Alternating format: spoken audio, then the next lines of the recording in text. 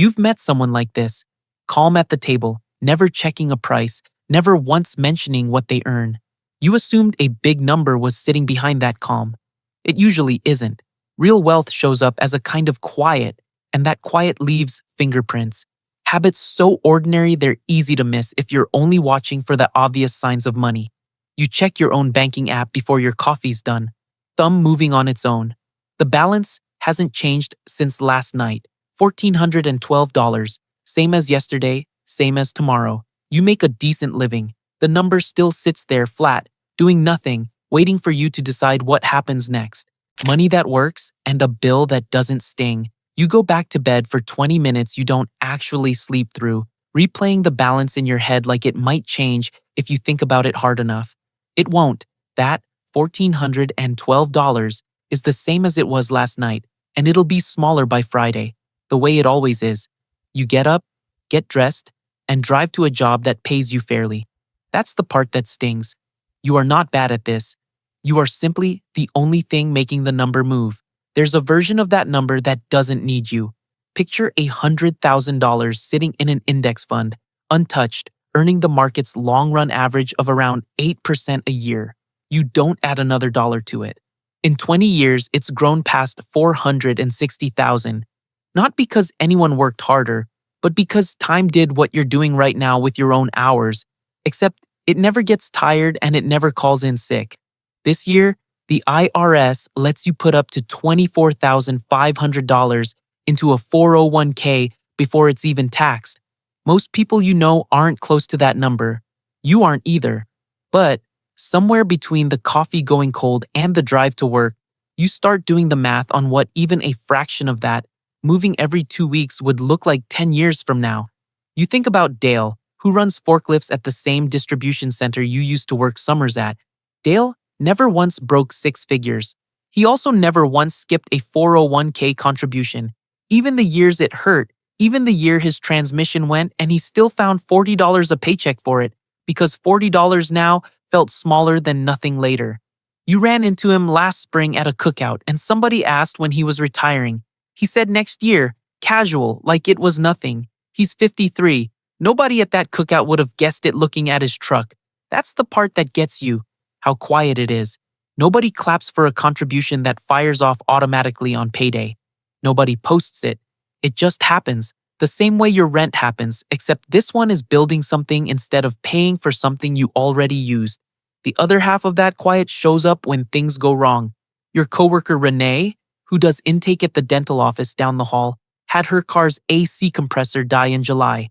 $1,400. The exact price of a hot Texas summer with the windows down.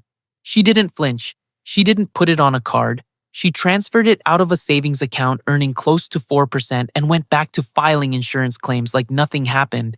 You know for a fact, more than a third of people couldn't have covered that same bill in cash last year. That's not an insult.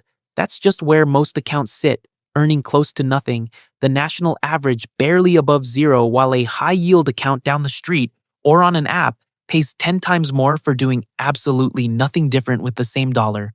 You open your banking app again on your lunch break, not out of dread this time, just curiosity. You move $60 into a savings account you haven't touched since you opened it. It isn't much. It doesn't feel like anything yet, but it's the first time in longer than you'd like to admit that moving money didn't feel like losing it. That night, driving home, you pass a dealership lit up like a stage, and for the first time, you actually look at the numbers on the windshields instead of the cars themselves. The boring car and the card paid in full. The dealership lights are still doing their job on you, but differently now. A silver SUV sits under a spotlight with a payment sticker taped to the window. $769 a month, 69 months, like someone rounded down on purpose to make it feel smaller.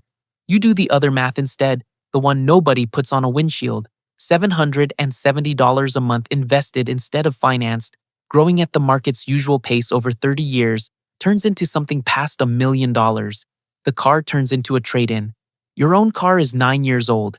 It has a dent in the rear bumper you've stopped noticing, and a check engine light that's been on so long you forget it's a warning. You still drive it to your cousin Holly's engagement party 3 weeks later, park it next to her fiancé's brand new truck, and feel exactly nothing. That's new. A year ago, you'd have felt small next to that truck. Tonight, you just think about the payment attached to it, the interest riding along at close to 6.5%, the 6 years of Sundays it's going to eat before it's actually his. Holly asks, "What's new with you?" And you almost say nothing. Then, don't. You mention, half joking, that you've started paying attention to your accounts. She laughs and says she's been meaning to check hers, then changes the subject to the venue deposit. You don't push it. You've learned people don't want the math. They want the feeling that they're fine, and checking sometimes threatens that. You check anyway. Later that night, sitting in your car in her driveway before you drive home, your credit card statement is open on your phone. $1,400, most of it a flight and a hotel from a trip you took in the spring. You could pay the minimum and let the rest carry. Plenty of people do. A recent look at high earners found well over half of people making six figures are still carrying credit card debt month to month. Not because they can't afford the bill, but because the bill never gets the priority it needs. You pay it in full instead. The confirmation screen loads, balance zero, and something in your shoulders drops a half-inch you didn't know was tense. It isn't about the $1,400. It's about the interest that $1,400 would have quietly cost you if you'd let it sit. North of 20% on most cards, which turns a vacation you already took into a bill that keeps charging you for it.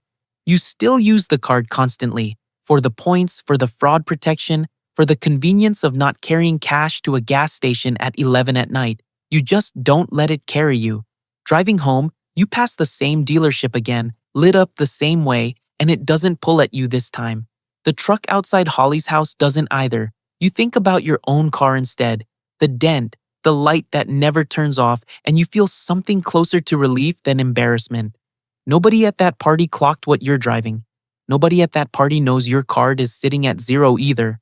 That's the part that's starting to feel strange. How much of this only exists inside you, unwitnessed, unclapped for, and how okay that actually feels once you stop waiting for someone to notice. You pull into your own driveway, kill the engine, and just sit there for a second in the quiet. It's the first time in a long time that saying no to something didn't feel like losing. Learning to say no and buying back time. The text comes in on a Wednesday afternoon while you're still at your desk. Your friend Casey is planning a birthday trip to Nashville, 4 nights, a rented house downtown, and the group chat is already doing the math out loud. Flights, the house split 4 ways, a boat cruise on the river that one text calls non-negotiable. You watch the numbers stack up in real time. $1,200, maybe more, once the bar tabs get added in later, the way they always do. You used to say yes to things like this before you checked the number. Now you check first, and the number this time says no. You type it out plain. No excuse dressed up as one. Can't make this one work right now. Have fun without me. And you put the phone face down and wait for the discomfort to hit. It doesn't. Not really. That's the surprising part. A year ago, saying no to something like this felt like being left out of your own life.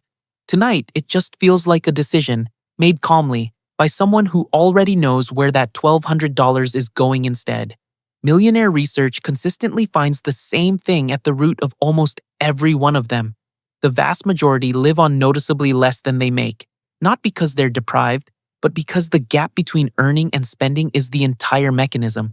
It's not a feeling, it's arithmetic, protected on purpose, one Wednesday text at a time. Casey doesn't push, she sends a laughing emoji, says she gets it, and the conversation moves on without you in it. That stings for about 4 seconds and then it doesn't. You notice that instead. How short the sting was, how fast it passed, like your body already knew this trade was worth making. The real payoff shows up 2 weeks later, on a Thursday that used to belong to your job. Your manager, a woman named Denise who's run your department for 6 years, asks if anyone wants to pick up a Friday project that'll bleed into the weekend. Paid, decent money. You used to be first to raise your hand. This time, you let it sit for a second and pass. Not because you couldn't use the money, because you already know what you'd be trading it for. That Friday, you take the day off instead, one you'd already had banked, no plan attached to it.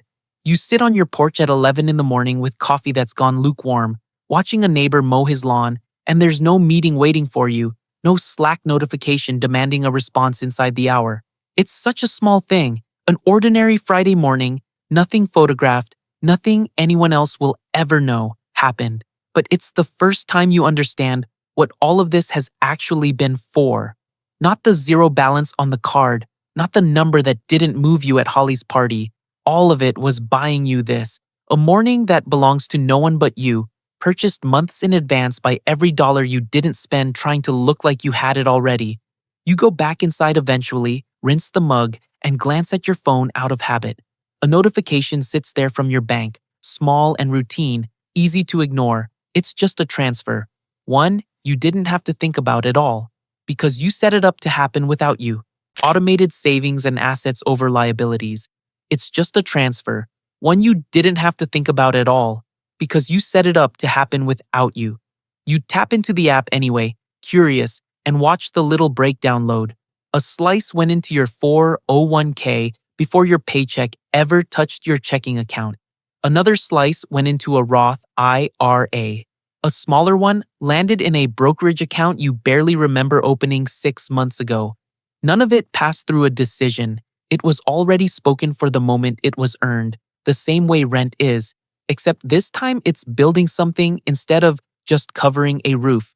You think about Grant from your old job, who you grab lunch with every few months out of habit more than closeness. Grant makes close to $150,000 a year in commission sales, more than double what you bring home, and he spends most of that lunch complaining about being broke. Not broke, just tapped out, always 3 weeks from the next check. No cushion behind him despite the number on his pay stub. You used to think that made no sense. It doesn't, until you realize he's never automated a dollar in his life. Everything he makes passes through his hands first, and whatever's left at the end gets saved, which most months is nothing. This year, someone saving even a modest slice of an ordinary salary, moved automatically before they can spend it, will outbuild someone earning 3 times as much who only manages to invest what happens to survive the month. The math doesn't care who has the bigger number. It cares who never sees the money long enough to talk themselves out of keeping it. That contrast follows you home, past your neighbor Walt's driveway, where a 22-foot boat has sat under a blue tarp since June. Walt bought it in the spring, all excitement, and you've watched him take it out exactly twice. It sits there depreciating in the driveway rain. Insurance and a storage fee still due whether it moves or not. A fixed cost that gives nothing back. You used to look at that boat and feel a flicker of something. Not quite envy, but close. You don't feel that anymore. You feel the number attached to it instead, quiet and constant, draining a little every month, whether Walt notices or not. The following weekend, you drive out to look at a small duplex 2 towns over, half out of curiosity, half because a coworker mentioned the rents in the area cover more than the mortgage would run. You walk through it with the listing agent, a woman named Priscilla who's clearly done this walkthrough 100 times, and you catch yourself doing math you didn't know you had in you. Rent from 1 unit against the note on the whole thing. What's left over if you lived in the other side? You don't buy it. Not yet. But you leave with a number in your head that didn't used to be there. And it doesn't feel like fantasy anymore. It feels like arithmetic you could actually do. Driving home, you pass Walt's driveway again, the tarp flapping loose at one corner where it hasn't been resecured. You think about the difference between the two of you standing in your yards on a Sunday evening. Not the difference in what you earn, because it's probably close. The difference is what each dollar is doing while you're both just standing there. His is sitting under a tarp, losing a little value in the rain. Yours is already at work, somewhere you can't see. Whether you check the app or not, you still don't fully believe it yet. Not enough to stop checking. But you're starting to notice you check less out of dread now, and more out of something closer to curiosity about what it's actually become. Boring investing and knowing your net worth. But you're starting to notice you check less out of dread now, and more out of something closer to curiosity about what it's actually become. Your brokerage app has a chart now, one you didn't have 6 months ago, a slow green line that ticks up and down but mostly just up, unremarkable in a way that used to disappoint you. No single stock made that line move, no lucky trade, no tip from a group chat. Every couple of weeks, a set amount goes into the same low-cost S&P 500 index fund, whether the market had a good week or a bad one. and you don't touch it beyond that. It's the most boring financial decision you've ever made, and it's the only one that's actually worked. Your coworker Bo doesn't invest that way. Bo trades individual stocks on his phone during breaks, chasing whatever's trending that week, and he talks about it constantly. The one that tripled, never the three that didn't. Last spring, he put $4,000 into a stock a podcast host mentioned in passing. It's down to a little over half of that now, and he still checks it every morning like it might apologize to him. You used to think Bo was ahead of you. He talks about money more, louder, with more confidence. But confidence was never the same thing as growth, and the studies on how actual millionaires built their wealth almost never mention picking the right stock at the right time. They mention doing the same unglamorous thing, month after month, for long enough that it stopped being a decision and started being a habit. Your mother calls that weekend, the way she does most Sundays, and asks how work is going, whether you got a raise this year. It's the question she's always asked, the one she was taught to ask, because for her generation, the salary was the whole scoreboard.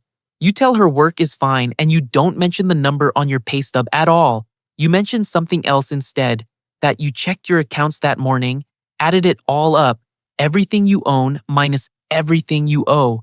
And for the first time, it was a number you were proud to know. She asks what the number is. You don't tell her. Not out of secrecy, exactly. It just doesn't feel like the right thing to hand over on a phone call, the same way you wouldn't hand over a diary entry. It's yours in a way, the salary never was. That's the part that would have surprised the version of you from a year ago.